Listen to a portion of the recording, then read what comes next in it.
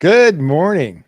Have you ever considered the cost of discipleship, of being discipled into Jesus Christ? Well, we've got a special guest today, so stay tuned. We'll be right there.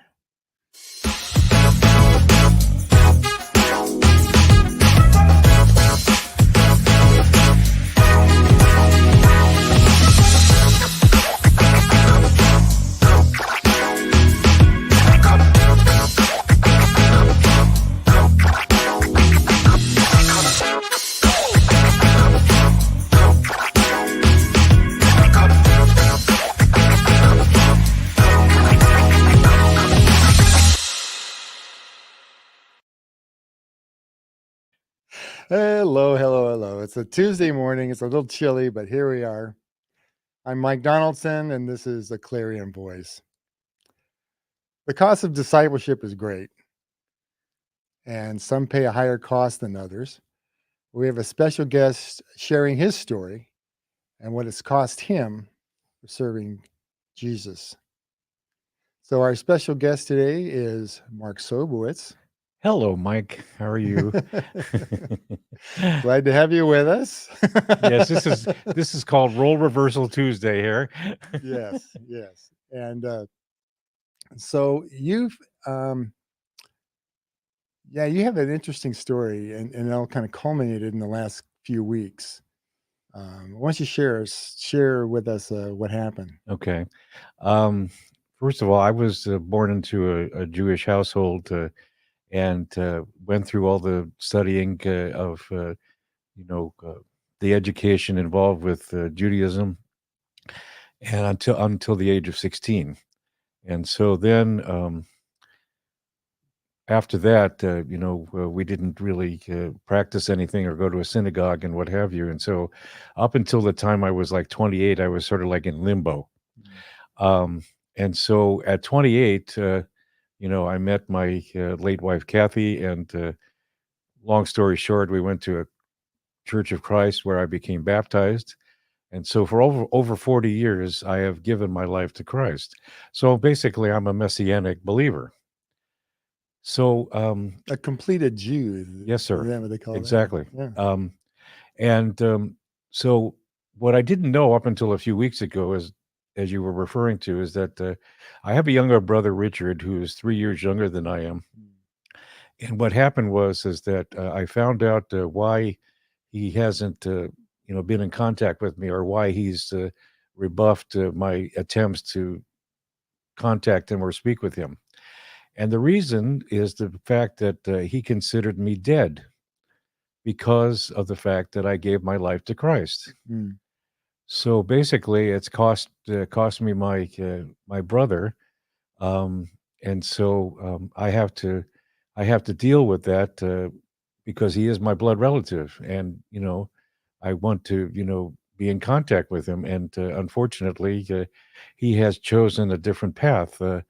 By just considering me dead, which is not necessarily unusual, because there are some people who are of the Jewish faith or other faiths, like the Muslim faith, for example. And when you turn to Christianity, you are considered dead, Mhm. which is kind of harsh. But nevertheless, it's cost me my only living relative. Wow. Yeah, because he was in the hospital. Did you Right. He mention was that? uh, Yeah. he was in the hospital, and what happened is that I was calling frequently to find out his medical status, and then a couple of weeks ago, I was told by the nurses at the Kaiser facility in Irvine, where he instructed the nurses not to give me any medical information. Mm. So I said, okay, there's nothing I can do about that. And then, of course, his ex-wife, who was the one who told me he was in the hospital, told me the real reason why I haven't been able to contact them, and what I just mentioned about the fact that I was considered dead, and it hurts. It really Yeah. does hurt. But I made the right decision 40 years ago, and I'm not looking back on it. You're sticking to it. Yep. Yeah. Yeah. So depending upon your family and your upbringing, the cost can be high for anyone. And mine was not as severe. I had that same type of thing where, you know, we were raised Catholic, and it's different when you start going to a Christian church. Hmm. And so it wasn't as bad for me. I mean, it was a little bit of ostracism. Yeah. Blah, blah, blah, blah. It was harumph, you know, but they still let me be around them. They didn't consider me dead, which was a good thing. Yeah, what happened was is that with my mother, who has been gone like 18 years, I remember several times trying to witness to her Yeah. and tell her, and I did at one time, and basically the reaction was, "You were born Jewish, you will die Jewish." Well, guess what? We It's are Jewish. it's true. Yeah. So it's not like, Yeah. okay, I get it, but it's just, and my father never knew because he was passed away before I Mm, did right.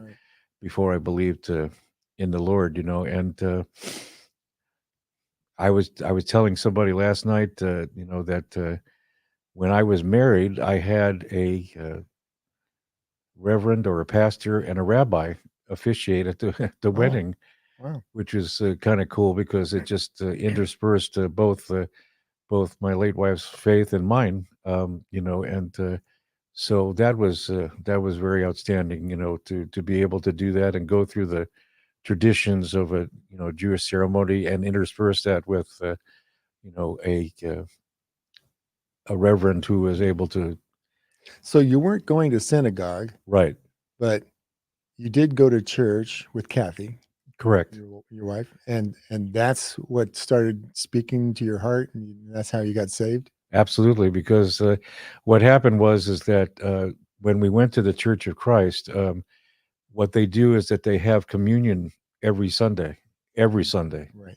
And so what they used was the original, matzah cracker Oh yeah, I'm for familiar with communion. that. And I said, wait a minute, I'm in the wrong place. What the heck? Because you associate matzah with Passover, right? Passover, And right? that's Yeah. usually the only affiliation. And then I looked and I said, okay, I mean, I wanted to, on Sundays, I wanted to stay home and watch football. I didn't want to go to church, because it was like, one of those things. Well, why do I want to go to church? But once I started going and seeing this, the communion, plus the fact that once I started going, I started to read the Old Testament Mm, prophecies and their fulfillments in the New Testament. right. And there was one morning where I was sitting there doing my normal reading, Mhm. and all of a sudden, the Spirit, I think, came upon me and said, "Mark, you need to be baptized." Wow. And I mean, I didn't communicate that to my wife. And so one Sunday, when they made the altar call for somebody to come forward, I did. And I was very blessed to be baptized by the head of the religion department at Pepperdine University at the time, Mm. Dr. Frank Pack. And because the Church of Christ that we went to was the home church of Pepperdine University before Malibu. Oh wow. This was in Los Angeles, Yeah. Yeah. and so that was the home church. This was like in Culver City, California. That And was a so long time ago. I was baptized. What's that? That's a long time ago. Yes, it was. Um, and so I was baptized, and I'll never forget the feeling that I had afterwards, because at that time, and maybe still to this day, maybe not as much, but a Jewish person being baptized Mhm. is like a revelation. It's like it didn't happen that much. It's like maybe a handful of people that I know of that were baptized, and the reaction that I had the best feeling afterwards, because people came up to me and were receiving me into the kingdom, Mm. because of that. And it was just, it's that sort of started me, on the road, as far as my faith walk is concerned. And that's probably one of the, I won't forget that feeling ever. Um, Yeah. Just you're being embraced into the fellowship, which listen up. This is important. Wherever you're at and whatever you're doing in regards to receiving other people, a lot of people have never felt that.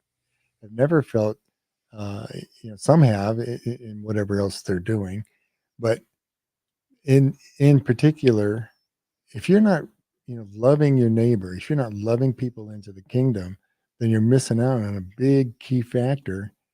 Because a lot of people will go to church, but they won't feel the love. You know what I'm saying? Right. I mean, I mean, I felt that in the it's an indescribable feeling, Mm. that I had. It was like, and prior to that, prior to being baptized, I went to a marriage encounter weekend with my wife, and it just so happened that it was being officiated by the Catholic Church in the Yeah. area, right? So, anyways, as part of the weekend, I just after the weekend was over, I felt like, hey, I have to get more of this, because there was faith involved and things like that, Mhm. and I was open to it, Mhm. but I felt that feeling like I need to do this, but there was it took a couple more years before I was able to do that, to become baptized, and that's just something, if people don't realize it, if you know somebody who is of the Jewish faith and whatever, giving their lives to Christ is quite an undertaking for people, because especially if you're interspersed in, a very, let's say, orthodox um, practicing of your faith and Yeah. whatever. Yeah. And Yeah. You'd be surprised how loving people, or you think that are loving people around you, will turn on you when they find out that there's something that they don't agree with that you are now, you know. And I mean, I just saw this video of this gal. She in her late 20s, I think, and she grew up in the Satanic Church. Her mother was a witch. She was a witch. At 14, she was full fledged doing whatever, and she got an encounter with Christ and became saved. And there was never a problem in what she was in, but as soon as she started believing in Jesus, oh my gosh, mhm. that's a horrible thing. Don't we see that in society today? I mean, there's more um, when it has to do with that living God, you know, that Jesus Christ. People are more adamant to turn against you than any other religion out there.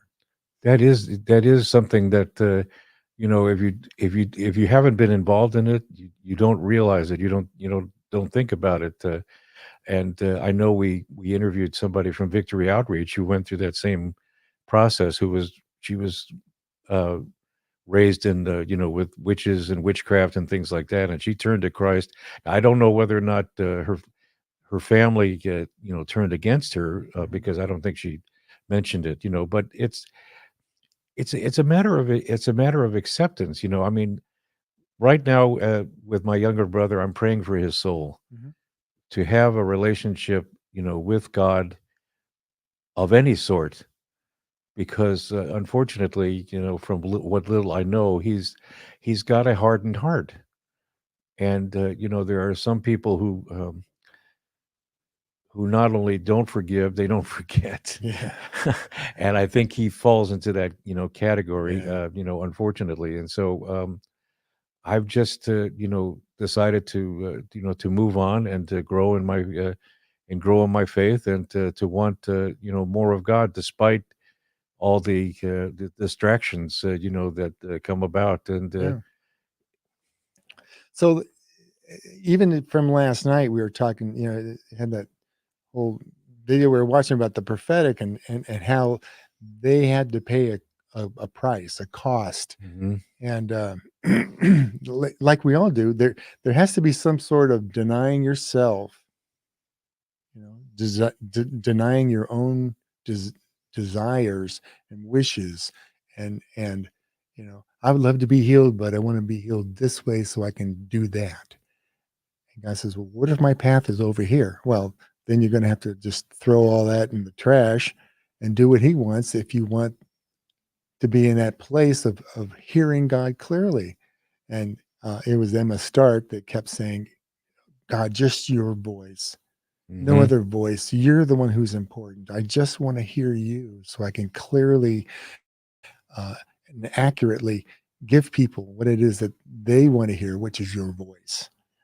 Right. You And know, I think that that's important to me, now, because as I continue to, progress as far as, my faith is concerned, mhm, then I want, more of God. That's the yeah, it's place that I'm at right now. I want more of Him. yeah, And despite the distraction of my, what I was describing with my younger brother, that isn't going to deter me yeah, from pursuing,